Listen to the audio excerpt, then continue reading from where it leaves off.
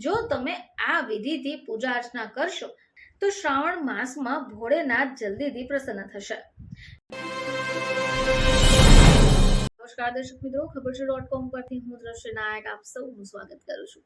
દર્શક મિત્રો, શ્રાવણ માસની શરૂઆતની થવાની સાથે જ દરેક ભક્તો શિવ ભક્તિમાં લીન થઈ જતા હોય છે અને આ માસ પણ એવો છે કે તમે ભગવાન શિવને જલ્દીથી પ્રસન્ન કરી શકો છો। તો શ્રાવણ માસમાં ભોળેનાથ જલ્દીથી પ્રસન્ન થશે। જો તમે આ વિધિથી પૂજા અર્ચના કરશો તો તમારી મનોકામનાઓ જલ્દીથી પૂર્ણ થશે। શિવલિંગને અર્પણ કરવામાં આવતા ઊભા ચોખાને અક્ષત કહેવાય છે। હવે અક્ષતનો અર્થ છે પૂર્ણતાને પ્રાપ્ત કરવી, જેનો ક્યારેક ક્ષય નથી થતો, તે શાશ્વત છે। એટલે જો તમે શિવલિંગ ઉપર અક્ષત ચઢાવશો તો ભગવાન શિવ બધી જ મનોકામનાઓ પૂર્ણ કરશે। હવે આ સિવાય ધાર્મિક માન્યતા અનુસાર જ્યારે સમુદ્ર મંથન કરવામાં આવ્યું એ દરમિયાન ભગવાન શિવે પોતાના ગળામાં ઝેર ઉતાર્યું હતું, ત્યારે તેમની છાતીમાંથી ધતુરો નીકળ્યો હતો। હવે આ જ એક કારણ છે કે ભગવાન શિવને જો પ્રસન્ન કરવા હોય તો ધતુરાનું ફૂલ ચઢાવવું જોઈએ। એવી માન્યતા છે કે શિવલિંગ ઉપર ધતુરાનું ફૂલ ચઢાવવાથી માનસિક શાંતિ મળે છે। શ્રાવણ મહિનામાં ભગવાન શિવને શમીના પાન પણ અર્પણ કરવા જોઈએ। આમ કરવાથી મનવાંછિત ફળ મળે છે।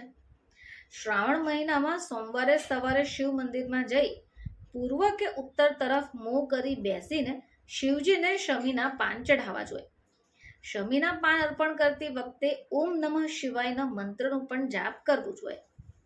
હવે આપણે સૌ જાણીએ છીએ કે ભગવાન શિવને બીલીપત્ર પ્રિય છે।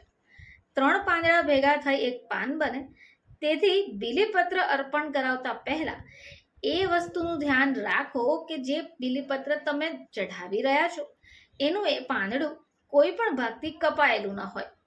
બીલીપત્રને સારી રીતે ધોઈ લો અને એને શિવલિંગ પર ચડાવતી વખતે ધ્યાન રાખો કે જે બેલપત્ર છે એ મુલાયમ ભાગ શિવલિંગ પર હોવો જોઈએ।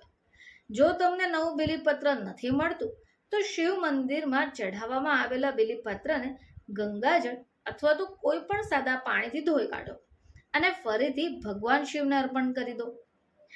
આ સિવાય જ્યારે પણ તમે પૂજા માટે જાઓ છો તો ઓમ નમઃ શિવાયના જાપની સાથે શિવલિંગ ઉપર તાંબાના વાસણ વડે જળાભિષેક કરવો જોઈએ અને બીજી અન્ય સામગ્રી હોય જેમ કે દૂધ, દહીં, મધ એને પણ તમે અર્પણ કરી શકો।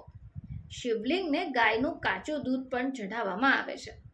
જો આમ કરીએ તો ભગવાન શિવની કૃપા તમારા પર બની રહેશે। તો દર્શક મિત્રો, આ વર્ષે શ્રાવણ માસમાં ભોળાનાથ તમારા પર જલ્દીથી પ્રસન્ન થઈ જશે। બસ આ નાની વિધિથી જ તમે પૂજા અર્ચના કરો તો મનોકામનાઓ પૂર્ણ થઈ શકે। ફરીથી તમારી સમક્ષ હાજર થઈશું, ત્યાં સુધી જોતા રહેજો ખબર છે .com।